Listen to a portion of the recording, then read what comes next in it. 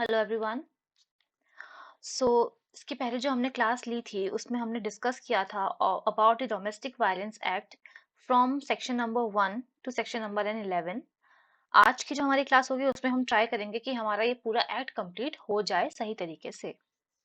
Now अभी जो हम हमारी जो पहली क्लास थी उसमें हम पढ़ चुके हैं कि डोमेस्टिक वायलेंस क्या होता है और प्रोटेक्शन ऑफिसर कौन होते हैं, सर्विस प्रोवाइडर का क्या काम होता है, मजिस्ट्रेट कौन कौन हो सकते हैं, किसके पास जुरिस्डिक्शन होता है, अग्रीव पर्सन कौन होते हैं, रिस्पोंडेंट कौन होता है। सो जब हम ये सब कुछ पढ़ चुके हैं तो अब हम आ जाते हैं सबसे इम्पोर्टेंट पार्ट पे, जिसके बारे में बात होती है under chapter 4 of the domestic violence act. So chapter 4 में देखिए अब हम बात करेंगे about the application to the magistrate. तो अब ठीक है, अब सब कुछ हमें पता चल गया, एग्रीव पर्सन कौन है, प्रोटेक्शन ऑफिसर कौन है। अब हम सीधा आ जाते हैं मेन मुद्दे पे जो कि बात करता है कि एप्लीकेशन जाएगी अब डोमेस्टिक वायलेंस की टू द मजिस्ट्रेट। तो जो सेक्शन 12 है हमारा, इन शॉर्ट जो हमारा सेक्शन 12 है वो सबसे पहले हमें ये बताता है कि कौन कौन एप्लीकेशन दे सकते हैं मजिस्ट्रेट को कि भैया डोमेस्टिक वायलेंस हो चुका है, हो रहा है या होने वाला है। तो नंबर 1 अग्रीव पर्सन खुद दे सकते हैं। नंबर 2 प्रोटेक्शन ऑफिसर दे सकते हैं। नंबर 3 या फिर कोई भी ऐसा व्यक्ति जिसको पता है कि डोमेस्टिक वायलेंस हो रहा है, होने वाला है या हो चुका है, वो जाकर एप्लीकेशन दे सकते हैं मजिस्ट्रेट को और रिलीफ सीक कर सकते हैं अग्रीव्ड पर्सन के लिए। तो ये कहा गया है under section 12 of the act. Now section 12 में जो और इम्पोर्टेंट हमारे लिए पार्ट है वो दो हैं। क्वेश्चंस हमारे जो बनते हैं, सबसे पहला इंडेक्स बेस्ड क्वेश्चन बनता है हमारा, जिसमें पूछा जा सकता है कि हम कौन से सेक्शन के अंडर एप्लीकेशन दे सकते हैं। तो वो हमारा आ जाता है सेक्शन 12। उसके बाद ये पूछा जा सकता है कि कौन कौन एप्लीकेशन दे सकते हैं, तो वो हमने पढ़ लिया है कि अग्रीव पर्सन दे सकते हैं, प्रोटेक्शन ऑफिसर दे सकते हैं, या फिर कोई भी व्यक्ति जो रिलेटेड हो अग्रीव पर्सन से, वो उनके बिहाफ पे एप्लीकेशन दे सकते हैं। फिर आ जाते हैं हम मोस्ट इम्पॉर्टेंट क्वेश्चन पे, जो काफी बार पूछा गया है। वो है सेक्शन 12 सबसेक्शन 4 के अंडर, कि एक बार एप्लीकेशन अगर चली गई मजिस्ट्रेट के पास तो फिर हियरिंग कब होगी, पहली हियरिंग कब होगी। तो जो पहली हियरिंग है वो कब होगी? It shall not ordinarily be beyond 3 days from the date of receipt of the application of the by the court. तो कोर्ट को जैसे ही एप्लीकेशन मिलती है, उस एप्लीकेशन को मिलने के बाद 3 दिन से ज्यादा नहीं लगने चाहिए फर्स्ट हियरिंग में। ऑर्डिनरीली लिखा है यहाँ पे, हम इस पे गौर करेंगे कि मे बी कई बार कुछ सर्कमस्टांसेस होती है जिसमें मे बी जो कोर्ट है वो अलाउ कर सकती है 3 दिन के बाद भी हियरिंग लेने के लिए। तो बट ऑर्डिनरीली अगर हम देखें तो 3 दिन के अंदर अंदर फर्स्ट हियरिंग हो जाती है। नाउ ठीक है, एप्लीकेशन चली गई, 3 दिन के अंदर अंदर फर्स्ट हियरिंग भी हम चलो ठीक है सुन ली गई।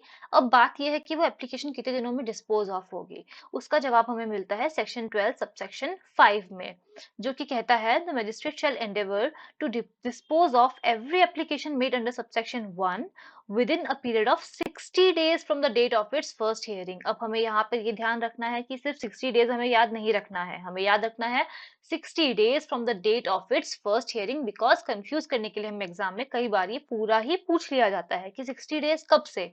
तो डिस्पोज ऑफ कब होगी हमारी एप्लीकेशन? जब हमारी फर्स्ट हियरिंग हुई है उसके बाद से कोशिश की जाती है कि 60 days के अंदर अंदर जो मजिस्ट्रेट है वो एप्लीकेशन को डिस्पोज ऑफ कर दें और अग्रीव विमेन को अगर कोई रिलीफ मिलना है तो उसे वो मिल जाए। That is all about section 12। आपको उसके अलावा इसमें और कुछ देखने की जरूरत नहीं है। फिर हम आ जाते हैं हमारे सेक्शन नंबर 13 पे, जो कि बात करता है ऑफ सर्विस ऑफ नोटिस। चलिए, अब एप्लीकेशन तो चली गई है मजिस्ट्रेट के सामने। अब क्या होगा? अब नेक्स्ट ये होता है कि बुलाया जाएगा आपको कोर्ट में, तो इसके लिए नोटिस दिया जाएगा। अब सबसे पहले क्या होता है कि मजिस्ट्रेट देते हैं नोटिस का, जो हियरिंग का जो डेट है, नोटिस ऑफ डेट है ऑफ हियरिंग, वो देते हैं मजिस्ट्रेट प्रोटेक्शन ऑफिसर को।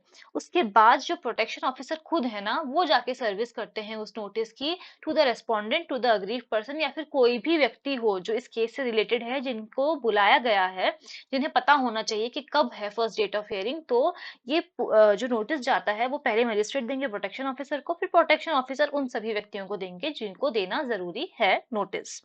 और ये एक्ट हमें ये भी बताता है कि मैक्सिमम पीरियड भी प्रोवाइड किया गया है सर्विस ऑफ नोटिस का, within a maximum period of 2 days or such further reasonable time as may be allowed by the magistrate on the date of its receipt दिया जाता है नोटिस।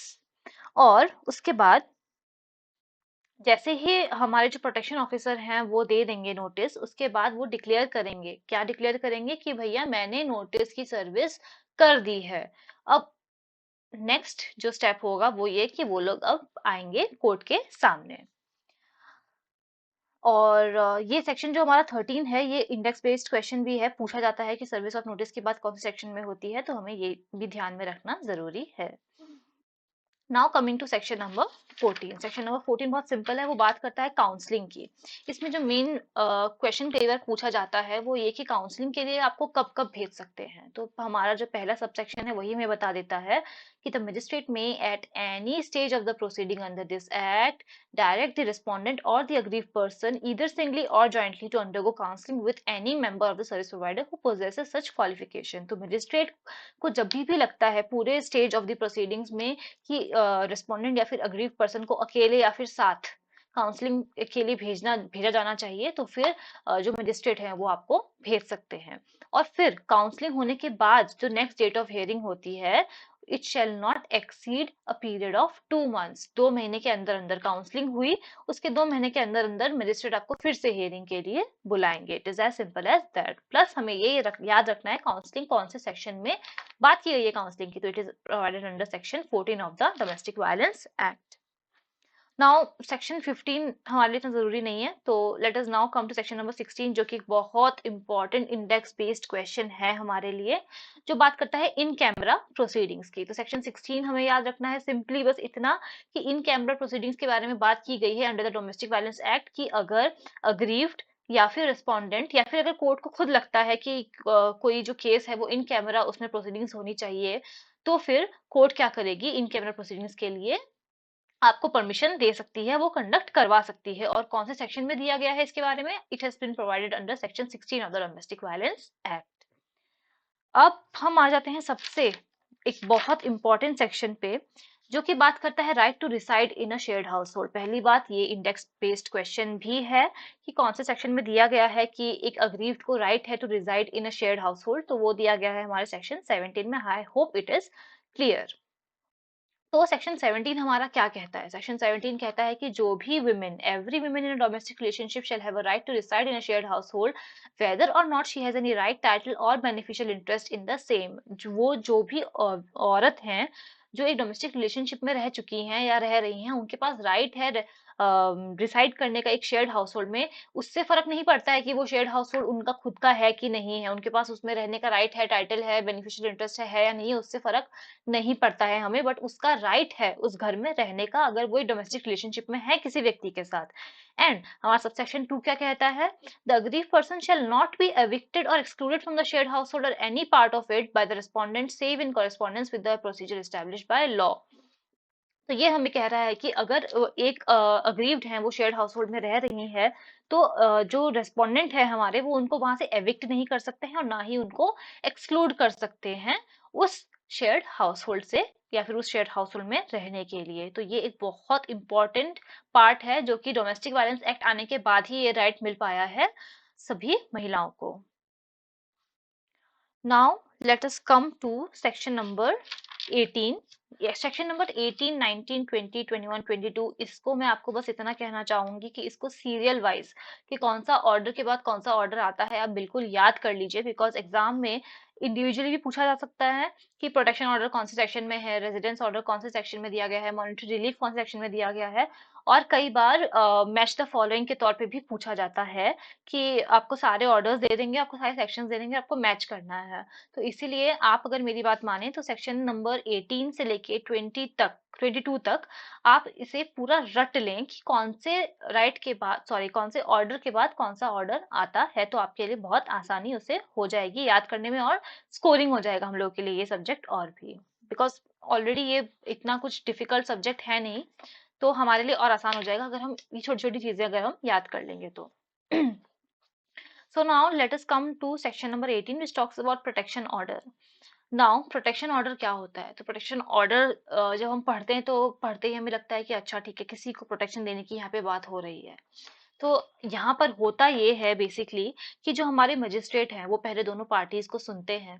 दोनों parties को सुन के अगर उन्हें प्राइमा फेसी ये लगता है कि हाँ डोमेस्टिक वायलेंस हो चुका है या फिर डोमेस्टिक वायलेंस हो सकता है अग्रीव्ड पर्सन के साथ, तो वो क्या देंगे, वो प्रोटेक्शन ऑर्डर देंगे। अब हमें ये जानना जरूरी है कि इस प्रोटेक्शन ऑर्डर में वो क्या क्या ऑर्डर्स पास कर सकते हैं। तो पहली बात तो ये कि वो प्रोटेक्शन ऑर्डर में अग्रीव्ड को बोल सकते हैं कि तुम किसी भी तरीके का डोमेस्टिक वायलेंस ना कमिट कर सकते हो, ना अबेट अबेट कर सकते हो, ना ही तुम एड कर सकते हो किसी भी तरीके का डोमेस्टिक वायलेंस को। तो पहली चीज तो ये हो गई।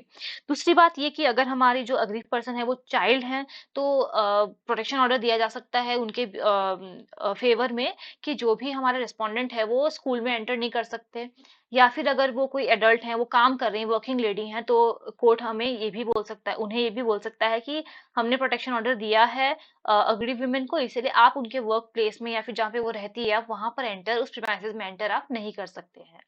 चौथी बात ये कि कोर्ट प्रोटेक्शन ऑर्डर में ये बोल सकती हैं कि तुम किसी भी प्रकार से उस वो जो अग्रीव्ड पर्सन है उससे आप किसी भी प्रकार से कम्युनिकेट नहीं कर सकते हैं, चाहे वो ईमेल करके हो, चाहे वो टेक्सटिंग हो, चाहे वो कॉल हो, या फिर खुद से पर्सनली मिलना हो। आप ऐसा किसी भी मीडियम को यूज करके उनसे नहीं मिल सकते हैं। फिर कोर्ट प्रोटेक्शन ऑर्डर में ये भी बोल सकती हैं उनको कि आपके पास जितने भी बैंक लॉकर्स हैं, एसेट्स हैं, या फिर आपके पास कोई भी प्रॉपर्टी है जो आपकी अकेले की भी है या फिर हो सकता है कि अग्रीव्ड और रेस्पोंडेंट दोनों की हो, तो बैंक जो सॉरी कोर्ट जो है वो प्रोटेक्शन ऑर्डर में उन्हें बोल सकते हैं कि भैया तुम इनको एलिनेट नहीं कर सकते हो। It is as simple as that. And वो उन्हें ये भी कह सकते हैं कि भैया तुम्हारे पास जो भी कोई स्त्री धन है, इंक्लूडिंग हर स्त्री धन और एनी अदर प्रॉपर्टी हेल्ड इधर जॉइंटली बाय द पार्टीज और सेपरेटली बाय देम, तो वो बोलेंगे तुम उनके किसी भी सामान को या तुम दोनों के मिलकर के जो तुमने सामान बसाया है उस सामान को या फिर तुम्हारा जो सामान है किसी को भी तुम एलियनेट नहीं कर सकते हो। ये प्रोटेक्शन ऑर्डर में कोर्ट उन्हें बोल सकती है। कोर्ट उन्हें ये भी कह सकती है कि जो हमारी अग्रीव्ड हैं उनके जो फैमिली मेंबर्स हैं, उनके जो रिलेटिव्स हैं, उनको तुम किसी भी तरीके का उनके साथ वायलेंस नहीं कर सकते हो। और जो भी बातें अभी तक हमने डिस्कस नहीं की है उसके अलावा भी अगर कोई कोर्ट को अगर लगता है कि हाँ ये चीज प्रोटेक्शन ऑर्डर में दी जा सकती है तो कोर्ट दे सकते हैं, और वो प्रोवाइड किया गया है अंडर क्लॉज जी, जो कहता है committing any other act as specified in the protection order. तो ये हमारा हो गया सिंपल सा प्रोटेक्शन ऑर्डर के बारे में। अब हम सीधा आ जाते हैं रेजिडेंस ऑर्डर में। प्लस मैंने अभी आपको पहले भी कहा कि हमें याद रखना है कौन से सेक्शन में दिया गया प्रोटेक्शन ऑर्डर के बारे में। तो it has been provided under section 18 of the domestic violence act. Now come to section number 19। Section number 19 बात करता है रेजिडेंस ऑर्डर की। अब हमने प्रोटेक्शन ऑर्डर पढ़ लिया, अब आते हैं रेजिडेंस ऑर्डर पे। तो रेजिडेंस ऑर्डर में क्या होता है, जब भी किसी मजिस्ट्रेट सेटिस्फाई हो जाते हैं, जब भी कोई भी मजिस्ट्रेट सेटिस्फाई हो जाते हैं कि हाँ जो अग्रीव पर्सन है उनके साथ में डोमेस्टिक वायलेंस हुआ है, तो फिर वो रेजिडेंस ऑर्डर पास कर देते हैं। अब हमें ये देखना है कि उस रेजिडेंस ऑर्डर में क्या क्या आता है। तो रेजिडेंस ऑर्डर में वो क्या कह सकते हैं। रेजिडेंस ऑर्डर में कोर्ट सबसे पहले ये कहेगी कि भैया तुम जो हमारे जो अग्रीव्ड पर्सन है उनको उनके ही शेयर्ड हाउस होल्ड से नहीं निकाल सकते हो, आप उन्हें रिमूव नहीं कर सकते हो। और सपोज वो किसी शेयर्ड हाउस होल्ड में अगर रह रही हैं, तो आप ये नहीं कि आप उनको मतलब एक कोने में वो कर दो। सपोज आप 4 BH के आपका घर है, तो ये नहीं कि आप उनको बोलो कि अगर तुम्हें इस घर में रहना है तो इस एक कमरे में बंद रहना होगा, उसके अलावा तुम और कहीं नहीं जा सकते। तो आप उनको रेस्ट्रेन नहीं कर सकते हो शेयर्ड हाउस होल्ड में, ना ही आप उनको शेयर्ड हाउस होल्ड से बाहर निकाल सकते हो। हाँ, रेजिडेंस ऑर्डर के अंडर कोर्ट जो है वो रेस्पोंडेंट को बोल सकती है कि भैया आप घर से बाहर जाइए। बट अगर रेस्पोंडेंट एक महिला है तो कोर्ट रेजिडेंस ऑर्डर में ये नहीं बोल सकती हैं कि आप घर से बाहर जाइए, वो नहीं बोलेंगी ऐसा रेस्पोंडेंट को। सो रेस्पोंडेंट को वो बोल सकते हैं, उनके रिलेटिव्स को भी वो बोल सकते हैं कि भैया जहां पर भी हमारी अग्रीव पर्सन रह रही हैं उनका जो शेयर्ड हाउस होल्ड का जो पोर्शन है उस पोर्शन में आप एंटर नहीं कर सकते हो। ये भी रेजिडेंस ऑर्डर में कोर्ट दे सकती है। कोर्ट ये भी बोल सकती है रेस्पोंडेंट को कि जो भी प्रॉपर्टी है आपकी शेयर्ड हाउस होल्ड की उसको आप ना डिस्पोज ऑफ कर सकते हो, ना ही आप उसको एलिनेट कर सकते हो। एंड ना ही जो रेस्पोंडेंट है वो अपनी जो उनकी एक जॉइंट फैमिली में रहने की जो उनकी राइट है और जो उनका राइट है शेयर्ड हाउस होल्ड में, वो उस राइट को भी रिनाउंस नहीं कर सकते हैं अनटिल एंड अनलेस कोर्ट से वो खुद परमिशन ले लें और कोर्ट उनको परमिट कर दे। एंड ऑल्सो जो रेस्पोंडेंट है वो उनसे बोला जा सकता है कि सपोज सपोज ऐसा हो सकता है कभी कि जो हमारे अग्रीव विमेन है वो उसी घर में ना रह पाए, तो कोर्ट को अगर लगे कि उनके लिए वो हार्मफुल हो सकता है कि वो सेम घर में रहे रिस्पोंडेंट या उनके फैमिली मेंबर्स के साथ, तो कोर्ट उन्हें बोल सकती है कि आप एक काम करिए रिस्पोंडेंट जी, आप एक काम करिए, आप इनको एक घर लेकर दीजिए, और उस घर का जो स्टैंडर्ड है वो वैसा ही होना चाहिए जिस स्टैंडर्ड में वो पहले रह रही थी। ऐसा नहीं कि पहले वो महलों में रह रही है तो अब आप उनको एक झोपड़ी लेकर दे दें, बोले कि अब आपको इसी में गुजारा करना पड़ेगा, नहीं। आपको उनका लिविंग स्टैंडर्ड को मैच करना पड़ेगा वो घर दिलाते हुए उन्हें। It can be on rent. And दूसरी बात ये कि अगर आप उन्हें नहीं खुद दिला सकते हैं तो भैया वो खुद ढूंढ लेंगी और आपको उसका रेंट जो है वो पे करना पड़ेगा। ये सारी चीजें आ जाती हैं हमारी रेजिडेंस ऑर्डर में। उसके बाद हम आ जाते हैं सेक्शन नंबर 20 पे। याद रखिएगा सेक्शन नंबर 19 में बात की गई है रेजिडेंस ऑर्डर की। अब आप आ जाते हैं मॉनेटरी रिलीफ पे। तो मॉनेटरी रिलीफ क्या होता है? मॉनेटरी मतलब पैसा, ठीक है। ये हम हमें अब समझ में आ गया है कि मॉनेटरी की जहां भी बात हो रही है वहां पे सिंपल सी बात है, पैसों की बात हो रही है।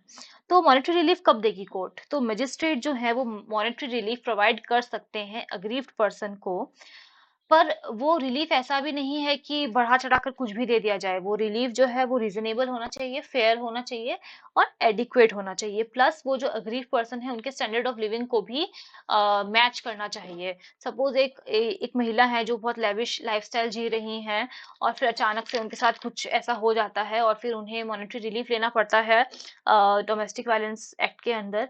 तो कोर्ट ऐसा नहीं कर सकती कि आपको सिर्फ 2,000 रुपये मिलेंगे पर मंथ अपना गुजारा करने के लिए, नहीं, ऐसा नहीं हो सकता है। सो अब हम ये देख लेते हैं कि मॉनेटरी रिलीफ में क्या क्या आता है। तो मॉनेटरी रिलीफ में सीधी सी बात है कि आपकी कोई भी अर्निंग्स का लॉस हुआ हो, आपकी कोई भी मेडिकल एक्सपेंडिचर लगा हो डोमेस्टिक वायलेंस की वजह से, आपकी कोई भी चीज डैमेज हुई हो, डिस्ट्रक्ट हुई हो, या फिर आपकी कोई प्रॉपर्टी आपके पास से रिमूव की कर दी गई हो, आप उसका पैसा आप ले सकते हैं रिस्पोंडेंट से। आप अपने खुद का मेंटेनेंस का पैसा ले सकते हैं, आप अपने बच्चों के मेंटेनेंस का पैसा भी ले सकते हैं under the monetary relief provided by the court under the domestic violence act. Now इसके में कुछ एग्जांपल अगर हम देखें तो सपोज ये कि आप लोगों के बीच में, आपके और रिस्पोंडेंट के बीच में डोमेस्टिक वायलेंस हुआ और डोमेस्टिक रिस्पोंडेंट ने आपके साथ डोमेस्टिक वायलेंस किया एंड उसके उस वक्त आपने अपने गले में एक महंगा सा या फिर कैसा भी एक मंगलसूत्र पहन के रखा था, वो उन्होंने खींच के तोड़ दिया या फिर वो टूट गया एक्सीडेंटली, तो आप उनसे उसका पैसा ले सकते हैं, आप एक्सपेंसेस उसका उनसे ले सकते हैं। आपको बहुत सारी चोट आ गई, आपको बहुत मतलब एक मेडिकल ट्रीटमेंट से गुजरना पड़ा, आपके बहुत सारे पैसे लग गए या फिर कम भी लगे हो तो अगर, उससे फर्क नहीं पड़ता है, बट हाँ आपके पैसे अगर लगे हैं तो आप उनसे मॉनेटरी रिलीफ में वो मेडिकल एक्सपेंसेस भी मांग सकते हैं। सपोज आपका फोन तोड़ दिया, किसी ने पकड़ उठा के आपका फोन फेंक दिया गुस्से में और आपका महंगा सा ऐसा फोन था, तो आप उसका भी पैसा उनसे मांग सकते हैं और आप अपने और अपने बच्चे का दोनों के ही मेंटेनेंस का पैसा आप मॉनेटरी रिलीफ में ले सकते हैं। कोर्ट आपको आराम से दे देगा। और ये जो रिलीफ होता है वो रिस्पोंडेंट को पे करना होता है। जो ऑर्डर में मजिस्ट्रेट ने लिखा होगा ना कि हाँ यू हैव टू पे so and so monetary relief with in so and so days, तो आपको उन्हीं उतने ही दिनों में वो मॉनेटरी रिलीफ उन्हें प्रोवाइड करना पड़ेगा। एंड सपोज अगर आप प्रोवाइड नहीं कर पाते हैं, आप मना कर देते हैं कि नहीं मैं क्यों दूंगा, मैं नहीं दूंगा, तो इन दिस केस कोर्ट क्या कर सकती है? कोर्ट के पास दो ऑप्शन है। कोर्ट या तो जहां पर आप काम कर रहे हैं, रिस्पोंडेंट जहां पर काम कर रहे हैं, उनके एम्प्लॉयर को जाके बोल देंगे कि भैया ये ऐसा ऐसा केस हुआ है उनके ऊपर, अपनी बीवी को ये पैसा नहीं दे रहे हैं, अब आप एक काम करिए, इनको जो आप सैलरी देंगे उसमें से पहले आप जो इनकी वाइफ को जाना चाहिए पैसा इनके इनकी तरफ से वो आप डिडक्ट करिए, और डिडक्ट करके फिर आप इनको बाकी सारा पैसा दे दीजिए। डिडक्ट करके पहले वाइफ को इनकी सैलरी से डायरेक्ट ही पैसा आप दे दीजिए। और दूसरी बात ये भी हो सकती है कि अगर सपोज किसी ने पैसा लिया हो रेस्पोंडेंट से, डेटर हो वो, तो वो उस डेटर को भी कह सकते हैं कि रेस्पोंडेंट को पैसा देने से पहले आप उनकी वाइफ को पेमेंट कर दीजिए। तो it is as simple as that. आप सीधी सी कहने की बात ये है कि आप अपना पल्ला नहीं झाड़ सकते हैं कि नहीं भैया मैं नहीं दूंगा, आपको देना ही पड़ेगा, आप खुद से दें या तो कोर्ट निकलवा लेगी अपने तरीके से। So that is all about monetary relief and याद रखिएगा it has been provided under section 20 index based question है। Now let us come to section number 21 which talks about custody order. अब कस्टडी ऑर्डर क्या होता है? तो at any stage of the hearing, जब भी हियरिंग चल रही है डोमेस्टिक वायलेंस की और कोर्ट को ये लगता है कि टेम्पररी कस्टडी ऑर्डर दिया जा सकता है या दिया जाना चाहिए अग्रीव्ड वुमेन के फेवर में, तो वो बच्चों का कस्टडी दे देते हैं अग्रीव्ड वुमेन को। हालांकि कोर्ट जो है वो पूरा ध्यान रखेंगे कि जो रिस्पोंडेंट है उनको अपने बच्चों से मिलने का मौका मिले, और वो टाइम डेट सब कुछ वो सेट करके आपको देंगे। बट इन सम केसेस ऐसा भी होता है कि कोर्ट को अगर लगे कि जो रिस्पोंडेंट है उनका अपने बच्चों से मिलना उन बच्चों के लिए हार्मफुल हो सकता है, सो इन दैट केस कोर्ट क्या करेगी? कोर्ट बिल्कुल मना कर देगी कि नहीं, आप अपने बच्चों से भी नहीं मिल सकते हैं। तो that is all about custody order, कि बच्चों का कस्टडी चला जाएगा टेम्पररीली अपनी मम्मा के पास, और कोर्ट चाहे तो आपको मिलने के लिए अरेंजमेंट प्रोवाइड कर सकती हैं, विजिटिंग आवर्स ये सब कुछ दे सकती हैं। बट अगर कोर्ट को लगे कि आपका उनसे मिलना हार्मफुल है, तो कोर्ट आपको मना भी कर सकती है कि भैया आप उनसे नहीं मिल सकते हैं। ये सिंपली दिया हुआ है हमारा सेक्शन नंबर 21 के अंदर। Now let us come to section number 22 which talks about compensation order. तो अभी तक हम लोगों ने जितने भी सारे कॉम्पनसेशंस ऑर्डर्स पढ़े हैं, रिलीफ पढ़े हैं, जो भी चीजें हम उनके अंडर क्लेम नहीं कर सकते हैं वो हम सेक्शन 22 के अंडर क्लेम कर सकते हैं। इंडेक्स बेस्ड क्वेश्चन है, याद रखिएगा। सेक्शन 22 बात करता है कॉम्पनसेशन ऑर्डर की। नाउ ये जो हमारा कॉम्पनसेशन ऑर्डर है ना, वो it is in addition to any other relief as granted by the court. तो आपको बाकी सारे रिलीफ तो मिलेंगे मिलेंगे, उसके साथ में आप ये कॉम्पनसेशन ऑर्डर पास करवा सकते हो, मतलब ये इन एडिशन है टू एनी अदर रिलीफ। और ये जो कंपनसेशन ऑर्डर है ना, बेसिकली आप इसमें क्या मांग सकते हो कि ठीक है, आपको फिजिकल टॉर्चर हुआ, आपके साथ मेंटल टॉर्चर हुआ, आपको इमोशनल डिस्ट्रेस हुआ, आप परेशान हो गए, आप रातों रात सो नहीं पाए, तो मतलब आप परेशान हो गए मेंटली, तो उन सब चीजों का जो रिलीफ है वो आप इस सेक्शन में फॉर एग्जांपल आप मांग सकते हैं in compensation order. Then let us come to section number 23। Again index based question है एक्स पार्टे ऑर्डर का, जिसमें कोर्ट ये कहती है कि अग्रीड विमेन अगर कभी भी एफिडेविट दे देती हैं कि उनके साथ डोमेस्टिक वायलेंस हुआ है, तो फिर मजिस्ट्रेट जो है वो एक्स पार्टे ऑर्डर ग्रांट भी कर सकते हैं। बस इतना याद रखिएगा। और सेक्शन कौन सा सेक्शन बात करता है? 23 बात करता है उसकी, बस हमें इतना इसमें याद रखना है। Then let us come to section number 24। 24 में कुछ नहीं है खास। 24 में बस इतना है कि जो भी ऑर्डर होगा उसका फ्री ऑफ कॉस्ट कॉपीज जो है वो दी जाएंगी पार्टीज को। फिर हम आ जाते हैं सेक्शन नंबर 25 पे। इंडेक्स बेस्ड क्वेश्चन तो है ही, याद रखना पड़ेगा। आपको लगेगा कि सारे इंडेक्स बेस्ड क्वेश्चन है, बट हाँ, छोटा सा एक्ट है, हमें कैसे ना कैसे करके इन्हें याद रखना पड़ेगा। आप एक बार में, मुझे पता है याद नहीं होगा, बट आप धीरे धीरे धीरे धीरे करके अब जब 2 3 4 बार आप इसको पढ़ लेंगे तो आपको अपने आप धीरे धीरे याद रहने लग जाएगी चीजें। और जब भी आप सेक्शंस याद करें तो उसे लिख कर करें, उससे ज्यादा जल्दी हमें याद होता है। Now let's come to section number 25। तो सेक्शन नंबर 25 हमारा सिंपली बात करता है duration and alteration of order की। तो भैया ठीक है, ऑर्डर कोर्ट ने दे दिया, उसके बाद क्या? तो हमें ये बात देखनी पड़ेगी कि जब भी कोई प्रोटेक्शन ऑर्डर मिलता है कोर्ट से, तो वो प्रोटेक्शन ऑर्डर कब तक रहेगा, कब तक वो लागू रहेगा। तो जब हम बात करते हैं प्रोटेक्शन ऑर्डर की, जब तक अग्रीव्ड विमेन, अग्रीव्ड पर्सन खुद जाके नहीं बोल देते कि हाँ अब मुझे नहीं चाहिए प्रोटेक्शन ऑर्डर, तब तक प्रोटेक्शन ऑर्डर रहता है इन फोर्स। ठीक है, तो जब तक अग्रीड पर्सन खुद जाके कोर्ट को नहीं बोलेंगे कि मुझे डिस्चार्ज कर दो इससे, वो नहीं करेंगे। तो protection order section sub section 1 ही हमें ये बताता है कि a protection order made under section 18 shall be enforced till the aggrieved person applies for the discharge। I hope it is clear. बहुत बहुत आसान है इसे समझना। एंड देन हम आ जाते हैं सेक्शन 25 के नेक्स्ट पार्ट पे, जहां पर सबसे इंपॉर्टेंट क्वेश्चन ये पूछा जा सकता है कि क्या एक ऑर्डर जो एक कोर्ट ने पास किया है, क्या उस ऑर्डर को ऑल्टर किया जा सकता है, मॉडिफाई किया जा सकता है, रिवोक किया जा सकता है? तो हमारा जवाब है हाँ, किया जा सकता है। अगर कोर्ट ने कोई भी ऑर्डर दिया है और बाद में कोर्ट को लगता है कि ऐसा कोई भी सर्कमस्टेंशियल चेंज हुआ है, तो कोर्ट अपने ऑर्डर को ऑल्टर कर सकती है, मॉडिफाई कर सकती है, या फिर रिवोक भी कर सकती है। सपोज कोर्ट ने रेजिडेंस ऑर्डर पास किया था, फॉर एग्जाम्पल कोर्ट ने रेजिडेंस ऑर्डर पास किया था, बट अब जो हमारी अग्रीड वुमेन है वो उससे उभर कर बाहर आ चुकी हैं और उन्होंने दूसरी शादी भी कर ली है। तो अब इससे क्या होगा कि कोर्ट उसको क्या कर देंगी, रिवोक कर देंगी। जो उन्होंने अपना जो ऑर्डर दिया था रेजिडेंस ऑर्डर, वो उसे रिवोक कर देंगी। ये हो गया हमारा duration and alteration of order का। तो क्या हम ऑल्टर कर सकते हैं ऑर्डर्स को? क्या कोर्ट ऑर्डर को क्या ऑल्टर कर सकती है? हाँ, कर सकती हैं। और प्रोटेक्शन ऑर्डर कब चेंज होता है, कब तक फोर्स में रहता है? जब तक अग्रीव्ड पर्सन खुद जाके नहीं कह देते कि now I apply for discharge. Then comes section number 26, and section number 26 सीधी साधी हमें ये बात बोलता है कि जो हमारा जो डोमेस्टिक वायलेंस एक्ट है, it works hand in hand with every other law. जो हमारे बाकी सारे लॉज हैं उनके साथ वो मिलकर काम करता है। और ये जो हमारा एक्ट है वो रेट्रोस्पेक्टिव इन नेचर है। रेट्रोस्पेक्टिव कैसे है? देखिए, सब सेक्शन जो हमारा 1 है उसमें लिखा गया है बिफोर और after the commencement of this act. तो जहां पर बिफोर आ गया, इसका मतलब जो हमारा एक्ट है वो रेट्रोस्पेक्टिव इन नेचर है। बस हमें इतनी सी बात इस सेक्शन के अंदर याद रखनी है, सेक्शन नंबर 26 में।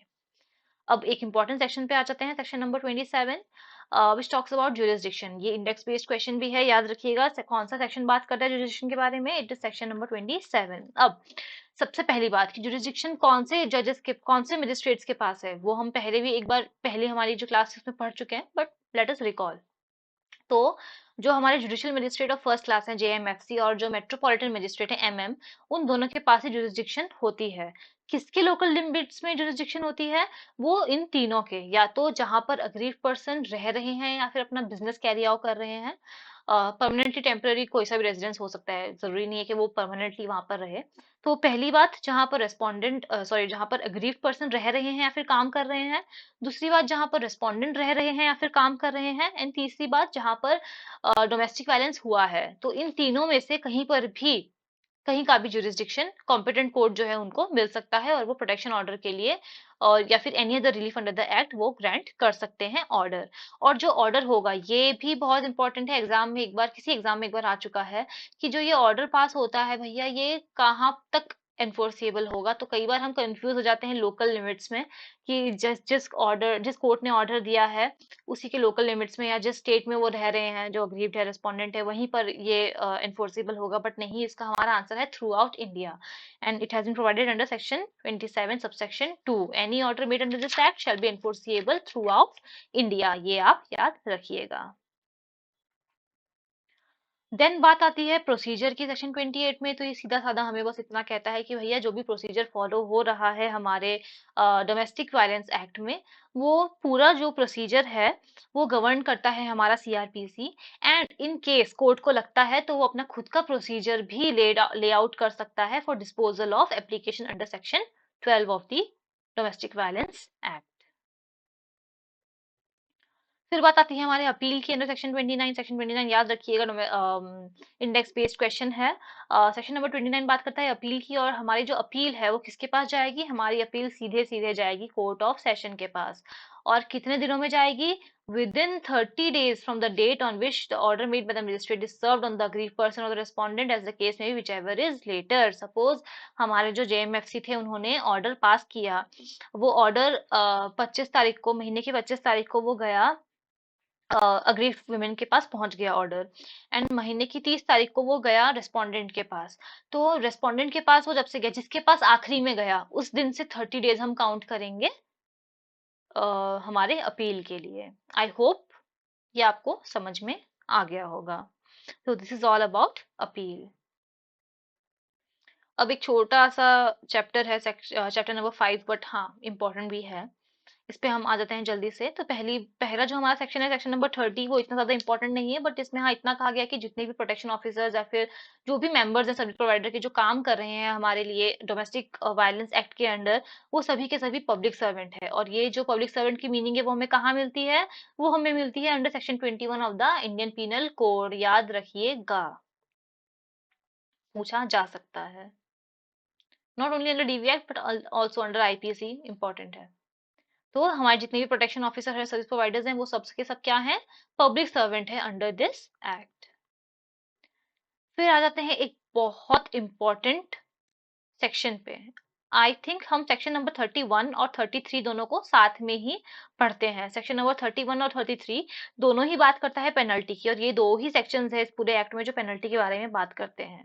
तो सेक्शन नंबर 31 क्या बात कर रहा है? वो रेस्पोंडेंट की बात कर रहा है कि अगर रेस्पोंडेंट ने प्रोटेक्शन ऑर्डर को ब्रीच किया तो उनको क्या सजा मिलेगी। और सेक्शन नंबर 33 बात कर रहा है अगर प्रोटेक्शन ऑफिसर ने अपनी ड्यूटी सही से डिस्चार्ज नहीं की तो उनको क्या सजा मिलेगी, और इन दोनों की सजा सेम है, तो इसलिए हम दोनों को साथ में पढ़ लेते हैं। तो 31 हमें कह रहा है, याद रखिएगा इंडेक्स बेस्ड क्वेश्चन है, 31 और 33 पूछा जा सकता है कौन से में रेस्पोंडेंट को पनिशमेंट पेनल्टी मिल रही है, कौन से प्रोटेक्शन ऑफिसर के खिलाफ पनिशमेंट दिया गया है।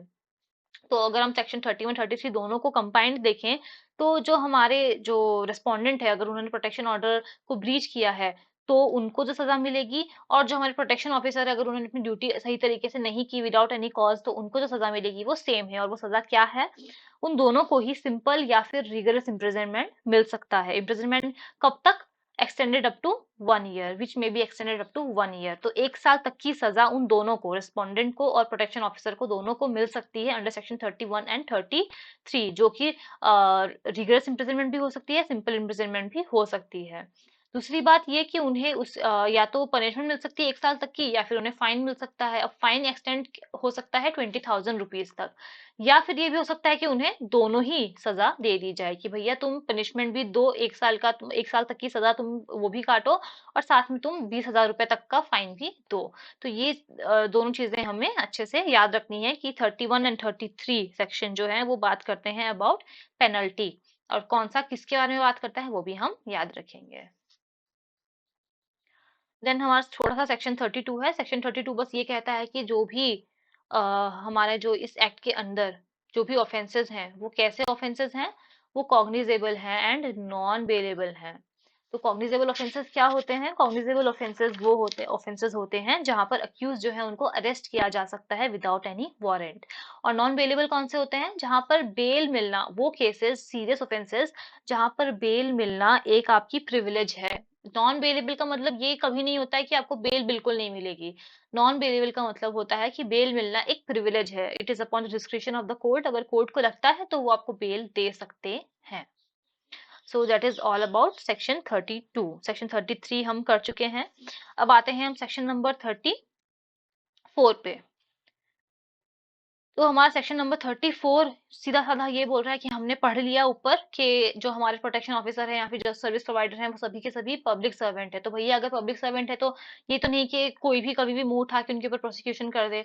तो अगर हम लोगों को उनके ऊपर प्रोसिक्यूशन करना है, कोई भी प्रोसीडिंग्स, लीगल प्रोसीडिंग्स उनके खिलाफ करनी है, तो हमें हमेशा स्टेट गवर्नमेंट के या फिर कोई भी ऑथराइज्ड ऑफिसर है उनकी प्रीवियस सैंक्शन, पहले से परमिशन लेनी पड़ेगी, and it has been provided under section 34। I hope it is clear.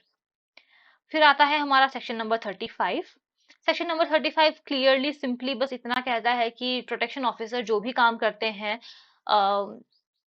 इस एक्ट के अंडर, और अगर वो उस काम को गुड फेथ में कर रहे हैं तो उनके खिलाफ कोई भी प्रोसिक्यूशन, कोई भी लीगल प्रोसीडिंग्स नहीं होगी। फॉर एग्जांपल कोर्ट ने प्रोटेक्शन ऑर्डर दिया अग्रीव्ड के फेवर में कि जो उनके हस्बैंड है, रेस्पोंडेंट है, वो उनको मिलने ना पाए, वो किसी भी तरीके से उनसे कम्युनिकेट ना कर पाए।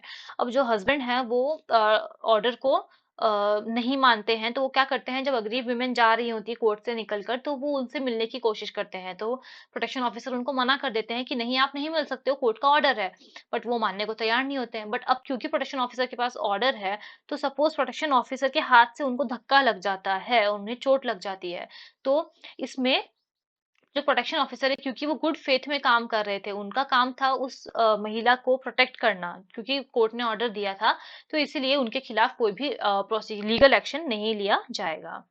नाउ जो हमारा नेक्स्ट सेक्शन है वो सेक्शन 36 है। सेक्शन 36 बस इतना कहता है कि डोमेस्टिक वायलेंस और बाकी सारे जितने भी हमारे एक्ट हैं वो सब साथ साथ में चलते हैं। इसका मतलब क्या है कि अगर आप डोमेस्टिक वायलेंस के अंडर रिलीफ ले रहे हो, तो इसका मतलब ये नहीं है कि आप आईपीसी के अंडर रिलीफ नहीं ले सकते, ऐसा नहीं है। तो आईपीसी और डोमेस्टिक वायलेंस एक्ट दोनों साथ में चलेंगे, ऐसा नहीं है कि डोमेस्टिक वायलेंस एक्ट प्रिवेल करेगा या व्हाटसोएवर। एंड फिर हम आते हैं हमारे लास्ट सेक्शन पे, जो कि बात करता है पावर ऑफ सेंट्रल गवर्नमेंट। तो अगर आपको याद होगा हमने सेक्शन 11 में जो हमारी लास्ट क्लास थी उसमें पढ़ा था कि ड्यूटी होती है गवर्नमेंट्स की। तो जब हम ड्यूटी की बात करते हैं अवेयरनेस स्प्रेड करने के लिए, तो वो ड्यूटी दोनों की है, central government and state government. But अगर हम सिर्फ और सिर्फ पावर की बात करें कि पावर किसके पास है रूल बनाने की, तो under the domestic violence act power सिर्फ और सिर्फ सेंट्रल गवर्नमेंट के पास है। और प्री पॉइंट ऑफ व्यू से हमारा ये सब जानना पढ़ना जरूरी नहीं है कि जो कुछ भी इसमें लिखा गया है। बट हमें बस इतना इतना इसमें याद रखना है कि जब भी कोई एक्ट बनने जाता है तो जो भी रूल वो बनाते हैं, तो वो रूल दोनों हाउस के सामने जाएगी पार्लियामेंट के, जब वो सेशन में है। और कितने दिनों तक उनके पास रहेगी? 30 days, for a total period of 30 days. ये बस हमें इतना याद रखना है। एंड इसी के साथ हमारा डोमेस्टिक वायलेंस एक्ट अब खत्म होता